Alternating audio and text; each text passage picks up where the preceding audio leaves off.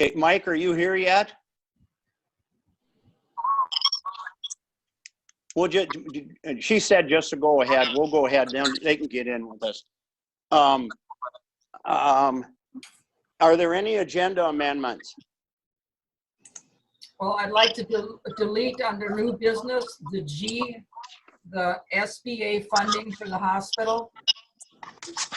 I don't know if Dave Rogers, are you planning to talk about that? Or?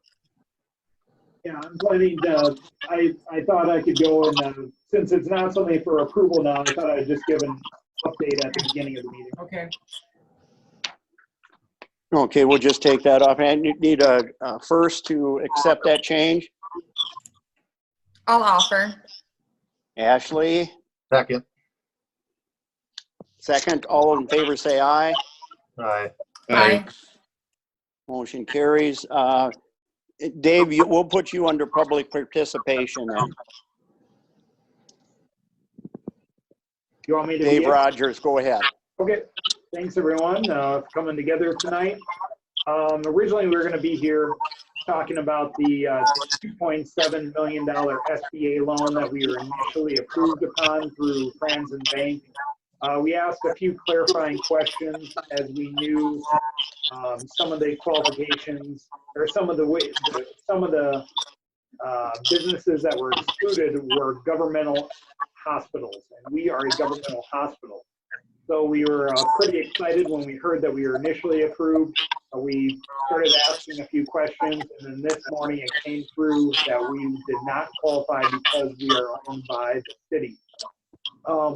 We did alert Senator Tina Smith's office of this about a week or two ago when the specification came out, and got word today that her and a few other senators are leading the charge to urge the U.S. Treasury to allow governmental hospitals like Ortonville, Appleton, Dawson, and I think there's about 27 other Minnesota hospitals that currently don't qualify for that SBA loan and Paycheck Protection Act. And that's just in Minnesota. There's a lot more throughout the United States. So, well, I'm disappointed we did not get that. I do expect some relief to come through in the future. But I wanted to take the opportunity and just update you on a few other things since we do report up to the city council. Since the COVID pandemic hit Minnesota, we've seen about a 50% decline in volume. Some rural hospitals have seen on average 70% decline. We are still open for business. We're here to see people, whether it's in person, or we're getting pretty good at seeing people virtually as well. Over the weekend and into today, the volumes have picked up pretty good. But on average, a typical day, let's say a year ago, we took in about $88,000 per day in revenue, and right now we're at about that $52,000 mark, so down considerably. And well, we hope this uptick in volume continues because it means that people are out getting their normal care. We're seeing throughout the state and throughout the nation, a lot of people are delaying care, which is going to be bad if people's diabetes are out of whack, if they're having chest pain, those types of things. They're going to end up in a much worse condition than what COVID could put them in. So we want to stress to people to not delay care during this time. But in terms of what the volumes look like for the future, we have learned from other hospitals and hotbed states or hotspots that we can anticipate volumes will drop further if and when we see COVID increase in our county and in our community. Well, we are in a very good spot right now. I do anticipate COVID will spread in our community and in greater Minnesota, probably in May, with a peak towards mid to late June into early July. We are planning for the worst. I don't think we're going to see anything like that, but only a few deaths in our community can mean a lot. So we're preparing. We're on the offense on the hospital side and on the defense on the nursing home side. I'll see what if I At some point in the future, we expect the governor to lift the ban on elective procedures, which will help us increase revenue there on surgeries.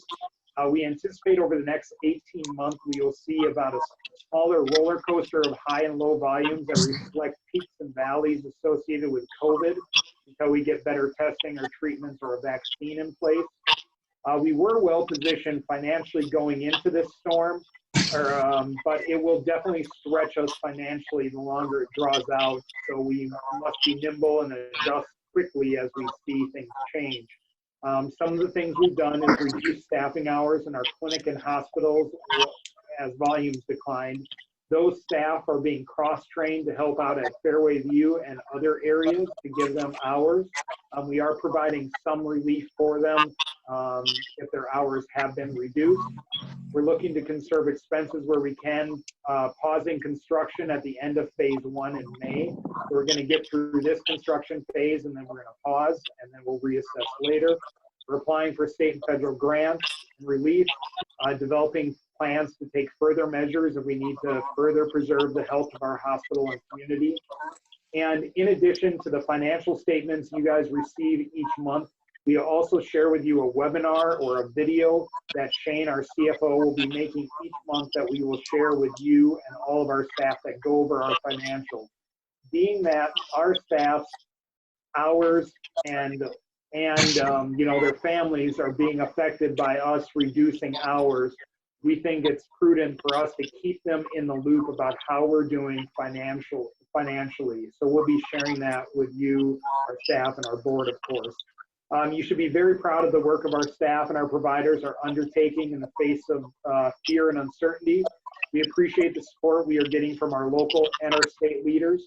And we ask that the City Council continue to stress that our community social distances, even when the stay-at-home order is gradually lifted.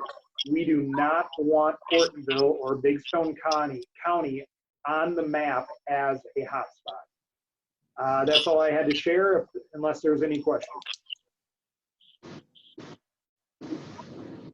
If there's no questions, anybody? If not, we'll go on to the consent agenda. Thank you. Thanks, David. Thanks, Dave.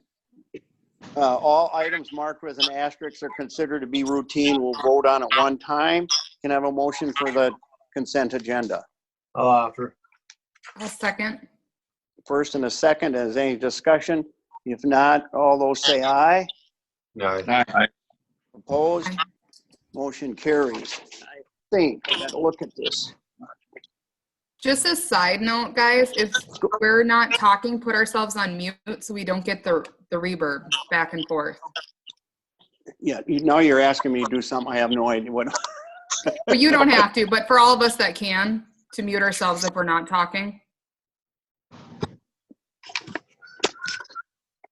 Oh, I see it. Then last time though I did that, Ashley, I forgot to turn it back on when I was talking. Okay, we're down to staff report, Char. Okay, I do have a couple of things that normally our auditor would be here tonight giving you the financial statements of our audit. As you got an email, I believe, from her explaining our audit was a good audit. We were doing well financially. Everything turned out fine. It was a much longer process with this PFA money. Makes a big difference. They're in-house for several days and working on it for first couple months here. So everything was fine. Staff did a great job as usual, getting information to them, and it was a good situation. She's hoping next year she'll be back with her regular audit presentation for you. If there's any question, you sure can call me or otherwise call her if there are concerns. I don't know, the docks were put in today. I believe the two fishing docks were put in at the foot of the lake, and the peninsula dock was put in. The other ones will be waiting for a period of time yet. Yeah. Scott said, didn't he, that the big floating dock down by the bridge has got quite a few repairs to be done before that can be put in, correct? And they'll be working on that too, but the floats need to be reattached or something. The storm did a bunch of damage on that dock also. And then we also have a new dock sitting on on Lakeside Park right now that'll be put in at a later date too. Okay. Dustin is be putting that in at some time. Yeah, just give me a heads up when you want that done. So. Paul, did you have a question? I did, unless we're gonna cover it, how about the staffing? I mean, are we gonna stay on this, or what's the plan there with the split schedule of work and stay at home thing? We have kind of put it through the month of April. We have scheduled our staff to work accordingly as to what Gene requested. We come in as needed when we can be away from the other staff people evenings or whatever. Today we had to have the most of the crew in because of the docks take a lot of people. Is that gonna affect, the street guys and stuff? Are we gonna, once they get mowing and everything, is that gonna We're fine work okay? now. We're fine now. The boring company came in today, 3 units. The electrical department's working with them. Riley's will be in next Monday, the 27th, to remove all the bituminous and curb and gutter and everything else. So we're moving along. I don't think we've probably lost anything. It's taking a while for the spring to get warm enough for the grass to mow, so we haven't done that. The fence will be put in within the next few weeks at Northside Park. I don't know if there'll be a program, but at least we'll get the fence done. Agar Lime, we had 4 pickup loads that were delivered last fall, so that's been spread out. I think we're ready for anything, if we just know if we're going to have it, is our concern. Okay, How about thanks. the little kid park? I know we got, instead of the wood chips, did we get P-Rock? That hasn't happened yet. That needs to happen yet too.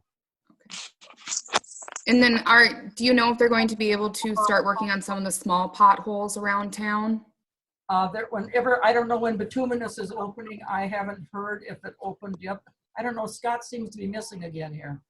I don't know what happened to him. But whenever we can get some mix, they'll start doing the potholes. Okay. That's all I have. Okay.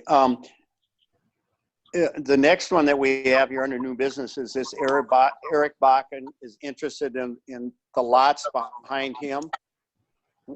Shar, Dave said if we're considering that, we got to declare it excess property.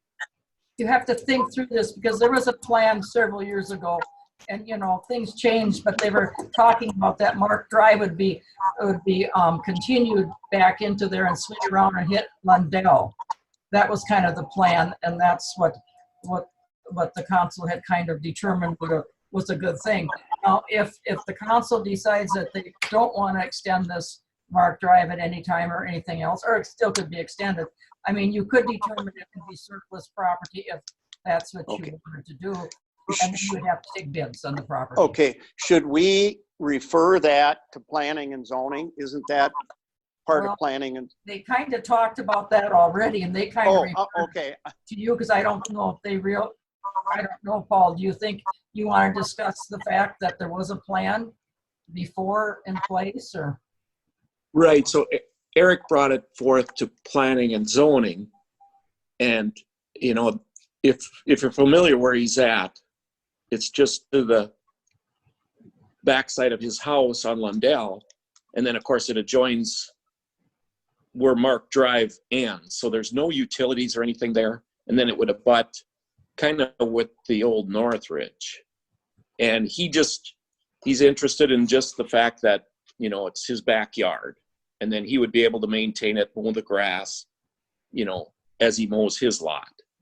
And he just wondered if there was interest. So if everyone could give it a thought and we could revisit it or something, maybe Shar, if you could find out. I know that FG Yes, lot, I was able to figure that out. They did purchase half of that lot next to those lots that Eric was looking at. They purchased them back in, I guess I don't have it in front of me right, 2017. They spent $2,000 and got half of that lot. Who did Does that? everybody That know was where those lots are? MGs. I'm not sure they do or not. There's, Do you, it's not a developed road. I mean, it's kind of where Mark Drive would continue, but, yeah, Let You me know, let me screen share and Ashley, then when you you're guys be able coming to up, see that quick. when you're coming up north of the old Northridge building, straight Roy north Street. of that, where you have to take a right to go to the Fairway View, there's a road that doesn't, to your left, doesn't go anywhere. It's just straight west, and that's Mark Drive. And then Eric is down at the end of that. So maybe I just suggest what we do on this is that if everybody, Ashley, if you need, you can call me, or if you need to find out where it is and drive up and look at it. Oh, no, I And- brought it up on the GIS. Okay. Yeah. and I have And then- copies I could send out if you wanted. Maybe what we should do is just wait until another meeting and get maps and look at it and what the plan was before and go, I don't think we have enough. I've got nothing against it. I just don't know that if we've got enough information that we should move forward yet. Is there anybody in objection to doing that? My only question is now these lots that he is talking about, those were not part of the ones that we've already put out, right? To the Correct. realtors? No, Okay. they're No. farther west than that. And there's still one lot remaining after these two lots that he would be interested Yeah. in.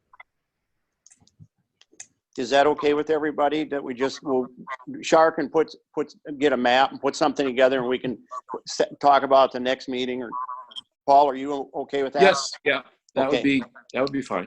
Okay, let's just do that. The next one on the thing is alleys and boat ramp at foot of the lake. I think they took care of the boat ramp today, didn't they? Or Paul, go ahead. I think this is your concern. This is mine. Oh, I'm sorry, Dustin. Okay, No, it was all bunched up, the concrete block. yeah, And the retaining chain links between it are all broke up and rusted. And I believe they're from 1990. But the ice pushed them up and broke them all apart, is what I'm talking about at the boat ramp. did they fix those, Shar? Well, Scott, are you on? I saw a message at the top of the screen that said that he left. He left. Sure, Oh, He left the meeting. Well, you know. Char, we I get drove those down there because- to I don't know that they're in again. We actually get them from Spicer. They provide those boat ramps. We go down and we can get them there from them.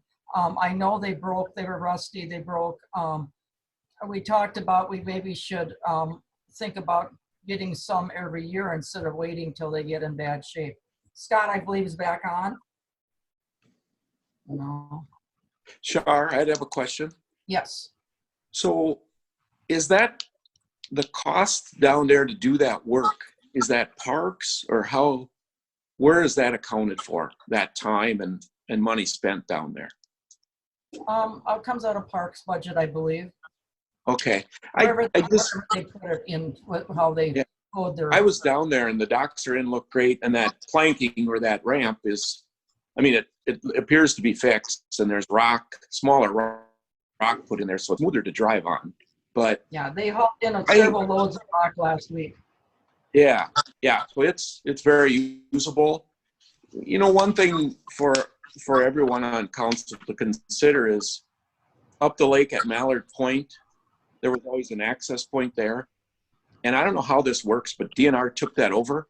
They currently now have a fully paved parking lot and paved access right down to the water. It's wonderful, wonderful access. And DNR maintains that. And I didn't know if that's something that could be, looked into or at the foot. It is in our city limits, but that's a lot of work, a lot of expense, and I think it reflects a lot on our city if that would be a whole paved area and maintained by them. I think that would be a huge improvement. Can we, my suggestion would be is that maybe we could get Vicky to look into that because I know she's worked with the DNR and some other stuff. Maybe there's a possibility for some money for something like that. That one out at Mallard Point is unbelievable. I mean, there is a huge, huge area out there. Yeah, I agree. And just a thought, otherwise, you know, if it's going to maintain, it does need more gravel and the surface smoothed out better, you know. I think eventually through the summer. Yeah. Well, Vicky's not on evidently, but I will talk to Vicky. I'll try to get a hold of her in the next day or two and let her at least get a hold of the DNR and see if there's a possibility that maybe there's funds available for something like that. I can Okay, do that's that. all I had on that. You know. All right. Next is The other thing I summarize- wanted, the other thing go I ahead, wanted to talk Dustin. about was alleys. So we fixed Oh. that alley for out behind what was his name? Scott Men's homes. Simmons. A lot of alleys are needing some gravel too. I guess I was approached by someone from the city also, and they're like, well, what if we could just get something so that we could get even, so I guess here's the numbers. It takes about $120 worth of gravel to gravel an alleyway. 120 bucks. So So one block. one block. Yep. So, I mean, I'm not asking to spend $20,000. I'm just thinking, is there a way that we could apportion, say, $2,000 or maybe 25 blocks worth of alley gravel and just use it until we gotta get a handle back on some of these alleyways. They're pretty rough, you know, they're low. They carry a lot of water after there's a lot of messing around grading them. And I guess I don't know for sure, but I feel like if you have enough gravel on them, it wouldn't be as much maintenance either. I agree wholeheartedly. That's what I do with my day job. And I can tell you from experience, it's a lot easier to maintain and less time if it's got a good amount of gravel on than if it's short and, like Dustin said, stands water in it. I would agree with that too, just to kind of rebuild them back up again. why don't we pick the worst ones, the worst 10? Well, the worst 20, you know, or any councilman wants to make a suggestion, can give the suggestion for the alley to Shar, and we'll go up to 20. We should be fine on doing that. And she can let Scott know, and they can start hauling. Even I think the city crew can maybe take care of, they'd know better which ones need the gravel, I think. Yeah. Maybe, I don't know. And I think that they've been hauling some gravel in already. Okay. All the alleys they've gravelled. I don't know how many and I don't know how much, but I know Scott has been looking at his budget and everything. You know, we can build whatever you would like into the budget for expenses. If for $120 a load, that's not a whole bunch of money.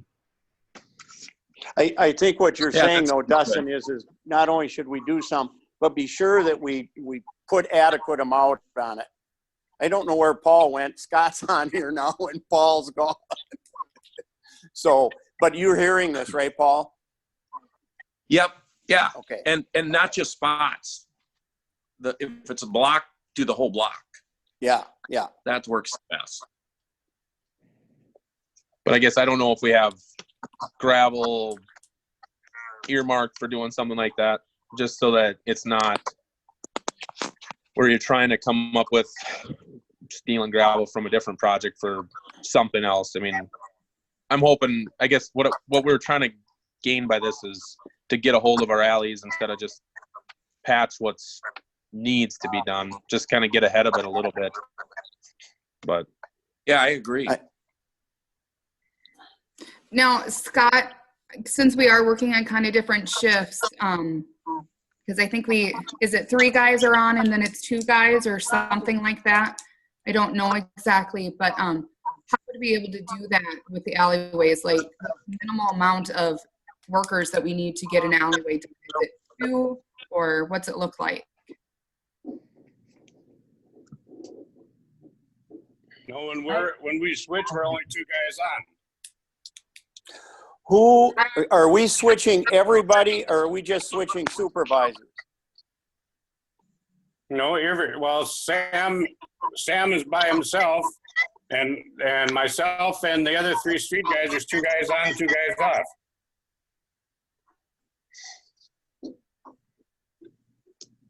off. Since we really are outside all the time, I guess the idea is that you have your you make sure that you've got a backup. If not the other 3, the workers in the street, when they're out working in the street, but it's more, to me, what I was trying to emphasize, it's more so that if somebody gets sick, if Sam gets sick, who backs up Sam? Justin. Justin? That's what I was told. Okay. So then in that case, Justin doesn't work when Sam works. No. Okay. And then I'd like to speak for Mike Dory. Yes. He would like to note that he wanted all the street employees to work and stay distant and do their jobs in different areas. You can do that, but you have to, with your supervisors, you can't. You got to have, Sam's position is such that that you don't want those 2 guys working, whoever backs him up at the same time, or working together. Do you have a comment for that, Mike?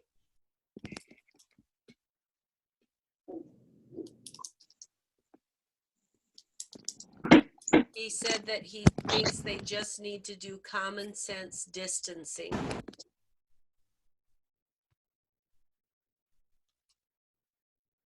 How's everybody else feel? I think that's what they are doing, and I think they're doing a good job of that. I do know that if there's like a main break or something that needs to go in, there's not really any good way to do social distancing when you have to follow your safety guidelines. But I think in general, I think all the city guys are doing a really good job with their social distancing. So should we just, with the exception of the office, I don't want to include the office in there, all the rest of the guys can go back as long as they social distance, because it's virtually impossible in the office to social distance. Technically. I would agree. I think, just like Mike says, common sense, no 2 guys in the pickup, and use common sense also in that. Be realistic on, it doesn't always take the full crew to do a job, but everybody's at work, but put on the task how many guys it actually takes is important. Okay, we don't need a motion for this. Shar, just go ahead and let the guys go back to work, use social distancing, with the exception, and I'm not picking on, but I still think within the office, you guys within the office have to still do what you've been doing. Yeah, we have to here because we're so close together. Yeah, you're so close, and Okay. Is that okay with everybody? Yes. Kind of leave it up to Shar, up to you and Scott and Sam. You guys are the.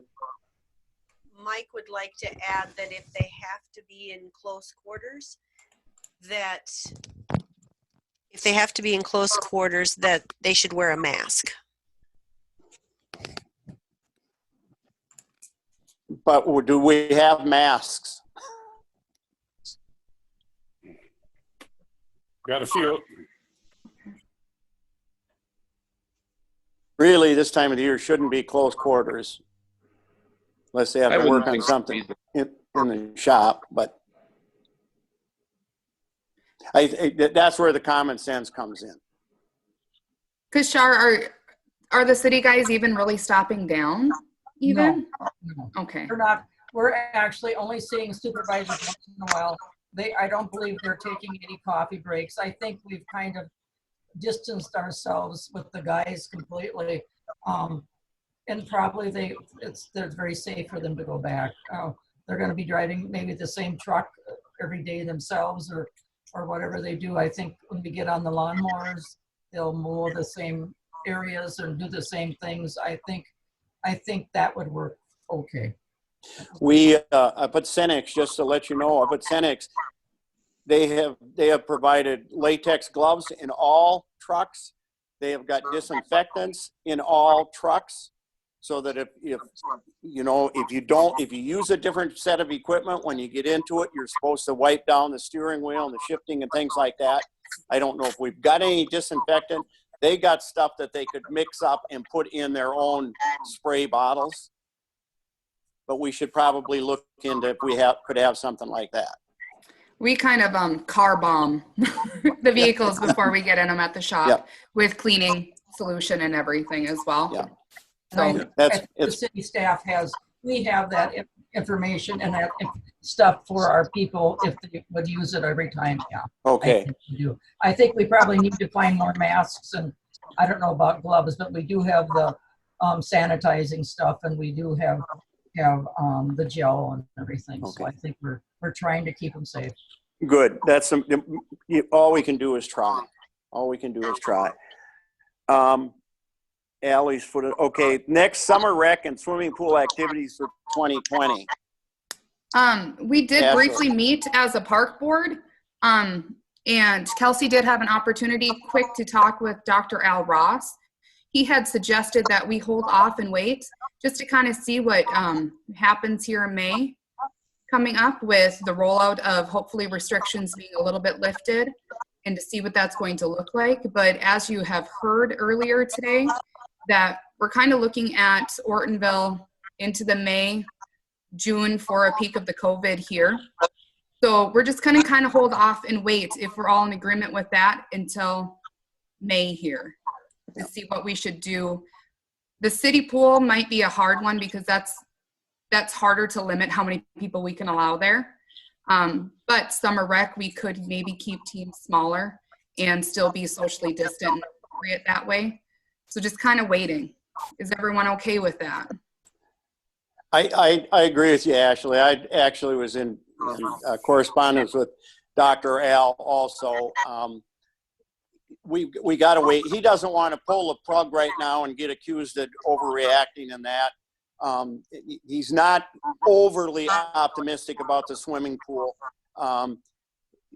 We'll just have to wait and see. And I think I keep getting stuff from other mayors in other towns on what they're doing. I saw one the other day where somebody said, well, what about playing baseball? And they says, well, okay, you got baseball and everybody's using the same ball and everybody's sharing bats.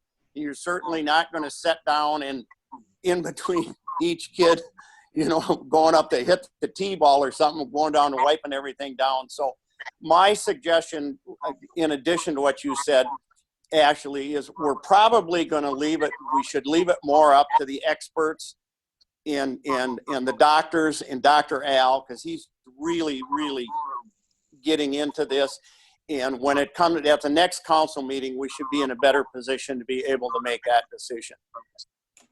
And our summer rec director and our pool director, they're moving forward right now, planning for the best scenario of the situation. And if we can't, then that's what's going to happen. And I think we should, on anything that the pool director does or anything our summer rec director does, all the hours, you tell them to keep track of their hours now, that if it doesn't open, all the time and everything that they put in and energy they put in, that they will be paid for that. Absolutely. They've already been paid for part of it because their jobs usually start in March and April anyway. So this isn't unusual for them to be paid now. So if we'll know more then.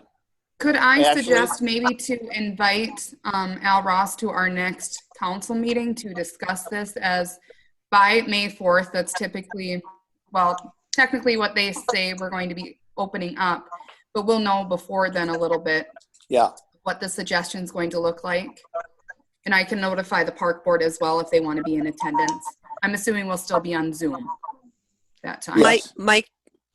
Mike Dory would like to see the park board things left up to Shar and Dr. Al.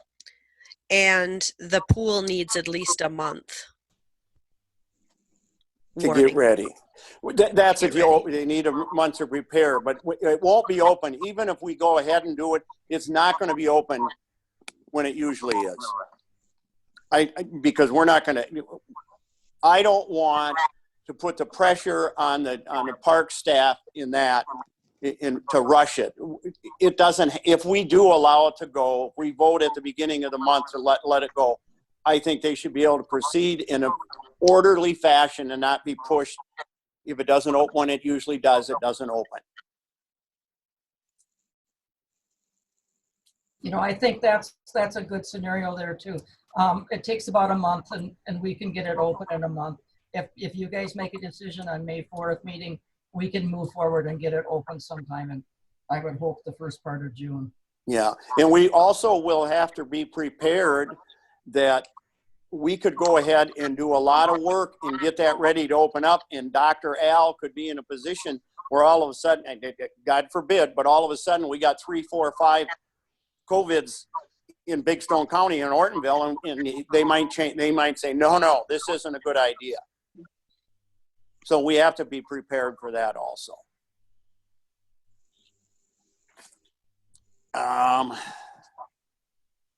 We don't have, oh, the only unfinished business, reschedule public hearing to May 4th. That's on that property down in front of Mike. Do we need a motion on that, or do we just reschedule it, Char? Just reschedule it. It's Okay. it's fine. Yeah, It'll be that's- public and everything. Yeah, that's fine. And that is going to have to be done on Zoom. So how do we do that? Vicky, I think Vicky can tell you how. Okay. Well, we don't have to go in. She's done such a great job on this stuff. If she explains it, I won't understand it anyway.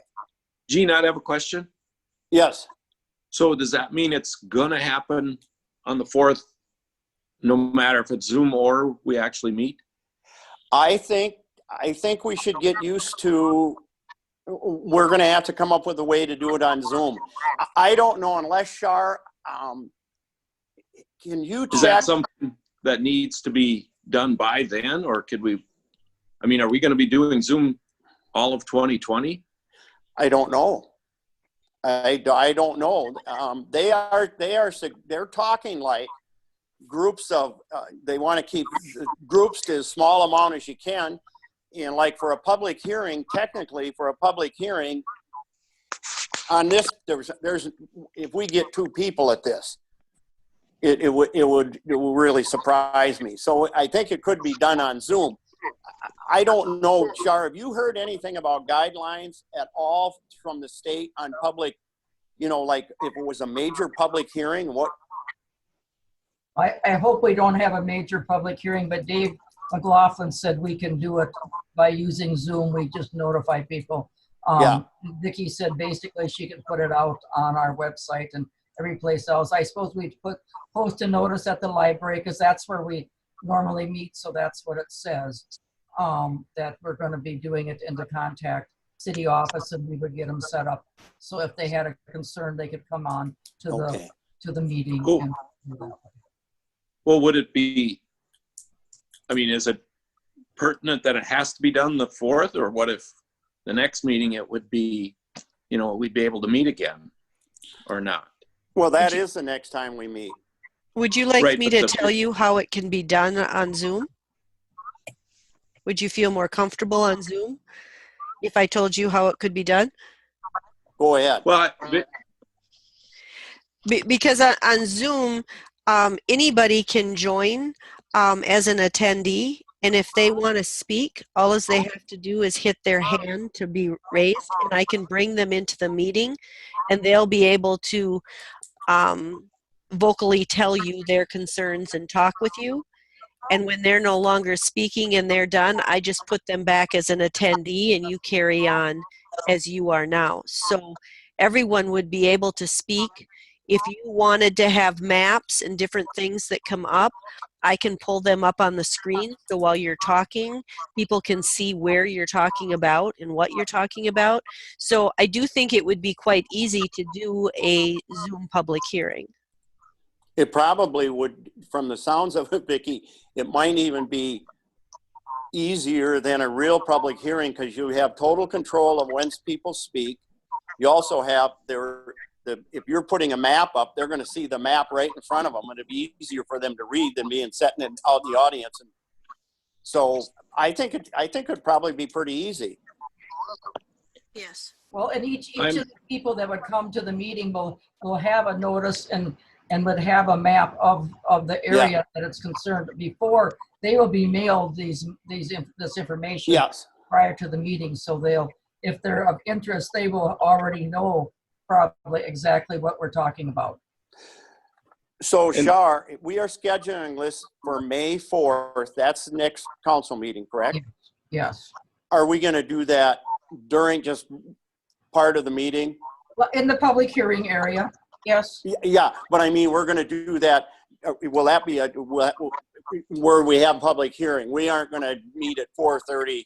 No, okay. I don't think there's a need to. If if we realize there's a need to, we can change that. But I don't think this is going to be something that's a little controversial. Yeah. Okay. Yeah, I agree with you. So would that's going to be? Go ahead. Paul, do you have another question? Yeah, just to follow up, Vicki, I'm totally confident that it'll work. It's just, is this the proper way to give people a chance to speak if they so want to, versus, being right there? That's I guess my point. And if everyone else is good with it, I'm good with it too. I appreciate your concern, but I also think that this is going to become more of a commonplace thing than it is. We're going to get used to this, and I think we're going to do more meetings like this. And as long as it's open to the public, as long as we publicize how they sign on, and I think we'll kind of leave that to Vicki if anybody has questions how to do it. I think I think they'll be fine. I think one thing that's nice, Paul, for our community members is when they do come to a public hearing in this format using Zoom, is for some of them that might be a little nervous, they don't have to show us the camera, they can just talk. So it could actually maybe be helpful. Maybe we'll actually have a better turnout. Yeah. Who really knows? But I even know, like with me returning to work, we don't have a date of when we're returning to SCMC, but when we do, we're talking about rolling in our employees periodically, and then even having patients kind of on a different schedule. So not even our waiting room is overfilled. So we're still maintaining the social distance even there. So I think we probably will be using Zoom for anything above 10 for quite a while. Does anybody have anything else? We don't need to, we're reschedule that hearing for May 4th. And the only thing that we have left, is anybody got anything else at all they want to talk about before we do the expenditures? Paul, did you want to talk about the citywide cleanup? Oh, I'm sorry. Yeah. Oh, good. So we rescheduled that for the 15th and 16th. We pushed it back 2 weeks. Pre-registration is the 1st of May. It's going to be on the radio. It's been in the paper. It's already been on the radio to reschedule. One caveat there, the county works with a contractor to do theirs, and theirs was scheduled for the 8th of May and the 29th of May, and that has been canceled for now. They're contractors from Wilmer, and they can't do any work out of the county. So theirs is going to be canceled or postponed for now. They haven't set a date or anything, but we can still go forward on ours. If everyone is good with that, that's what was the date, Paul? May 15th and 16th, Friday, Saturday. And then the pre-registration, they have till May 1st to notify the city office. And then I think as long as something doesn't happen, that they extend, the governor extends whatever stay at home or whatever it is there. And I don't see that happening. It's fine. Is everybody else fine with the 15th, 14th and 15th? We don't need a message or a notion for it. We're leaving it kind of up to you guys. Okay. And then I would just, I know about a month ago, Scott, I'd asked about, it's going to take up a fair amount of room in your lot there by the county or the city shop. And, about getting those pallets and then that metal and stuff cleaned up, if that's going to be doable. Yeah, but now we're not traveling. Okay. So then maybe, So we can't, when What Sharon and I talked about it, no going to Glenwood because that was too far out. We'd be running around. Do we think, Paul, can I ask you a question? Do you think that because of this virus, even though we pulled it back, do you think we're going to have less of a turnout or more of a turnout? That's anybody's guess. I mean, okay. A lot of people are home now and in a cleaning mood. And Paul, to this conversation here, we've gotten many people that have turned in their slips. Really? Good. A lot of interest in it. So I don't know if will continue doing it. It's been extended to May 1st. We have quite a few people. I guess there's quite a list of people here. Okay, that's great. So if everyone's okay, we'll move forward. But the concern then is, the two things at the city shop, there's quite a few pallets, wooden pallets. Now there's the option they were going to burn them, or they're going to have to go in a dumpster and Waste Management will have to take care of it. If we get that done preferably before that 15th is my hope. And the metal, I don't know what the issue we made a rule that we can't leave the city or something, or what's that? Well, Sharon and Chief Jason and I kind of talked about keeping people within like 15, 20 miles of Ortonville. Keep from, being out running around. That's what we kind of discussed that, Paul. We thought that would be a safer way of keeping anything from getting back to our county, really. So we've done that. But what if, could they not pile up this stuff for, I don't know, are you still planning on how many dumpsters, 5, 6? Yeah, it stayed with that number of 6. Okay, is there not enough room up there with all the room up there for them to drive to each dumpster? Well, yeah, I haven't driven through there, but that's the concern, and maybe there is. I just know we had talked about it, and the metal thing too. We're going to have local metal recyclers do what metal we get. Maybe Scott, if you want to use them to pay or clean up what you've got, that is a possibility, and that it is a good idea that we don't leave that 20-mile radius, but that's an option for that metal. And Paul, too, we got about a month here. Let's see what we can get cleaned up there. I'll talk to Scott too and see what we can get done. With the rest of the projects going on, maybe we can get a little bit of extra time. I don't know if we will be able to, but we will check on getting that cleaned up. Also, for your information, there's going to be a leaf pickup May 13th in Ortonville here. Waste Management is supposed to pick up leaves in the spring and the fall. We'll put a notice out, and anybody with leaves, they can get rid of them that way, or otherwise, they can take them to the tree dump, but that costs them something. This is part of our contract with Waste Management. Okay, great. With the pallets, could we put those out for free? People are always looking for pallets to do crazy projects with. And I think Scott mentioned that maybe we could get rid of some that way, because we do have a lot of them. That's something we'll have to look into too. Mike would like to comment. He thinks it should be in the city limits of Ortonville only. What? For employees traveling, he means? For the trash thing. I think that we decided that, didn't we? Paul? Yes. Yep. And there's a few that are just outside the city limits that have city utilities. that will be potentially included. And primarily it's down along the lake. Yeah. Whether they're not a permanent resident. So I think Shar, you can, I can't remember exactly where, but could you speak to that? Can we have out the Lake Road up to Meadow? Let's see, Wrestling Elms, I believe we still have utilities out there, and out my direction south of town to out to my place is the last Yeah. place that has city utilities, and I am not in the city limits. So there are a few, but there aren't a whole bunch. I mean, they have to produce a utility bill or something. I mean, it probably wouldn't make much difference at all number wise. I'm not sure. Well, they're pre-registering, right? Yes, they are.